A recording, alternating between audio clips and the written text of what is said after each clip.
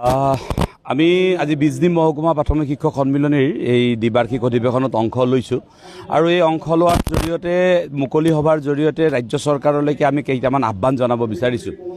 প্ৰথম কথাটো হ'ল যে এতিয়া শিক্ষক কৰ্মচাৰীসকললৈকে অসম চৰকাৰে 2% দিয়ে দিলে, কিন্তু সেই 2%ৰ যি এৰিয়াৰৰ ধন দিব নে নিদিয়ে ৰাজ্য চৰকাৰ মৌন হৈ আছে। আমি আজিৰ এই সভাৰ জৰিয়তে এই মৌনতা ভংগ কৰাৰ কাৰণে আমি আহ্বান জনাইছোঁ।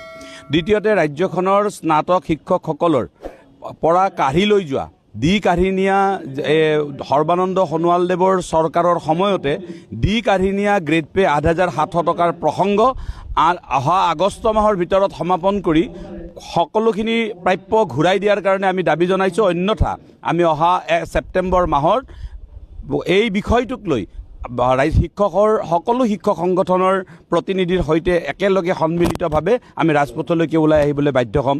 তৃতীয়তে কথাটো হ'ল যে ৰাজ্যখনৰ যি ৰাজহুৱা শিক্ষা ব্যৱস্থা, এই ৰাজহুৱা শিক্ষা ব্যৱস্থাৰ যিটো সংকট বৰ্তমান সৃষ্টি কৰা হৈছে, এই সংকট ৰোধ কৰাৰ কাৰণে শিক্ষকসকল যাতে বেছিভাগ সময় শ্ৰেণীকোঠাত থাকিব পাৰে, তাৰ কাৰণে শ্ৰেণীকোঠাৰ পৰা বাহিৰত থাকিব লগা যিবোৰ পাঠ্যক্ৰম বহিৰ্ভূত কাম দিয়া হৈছে, এইবোৰৰ পৰা শিক্ষকসকলক ৰেহাই দিয়াৰ আমি দাবী জনাইছোঁ।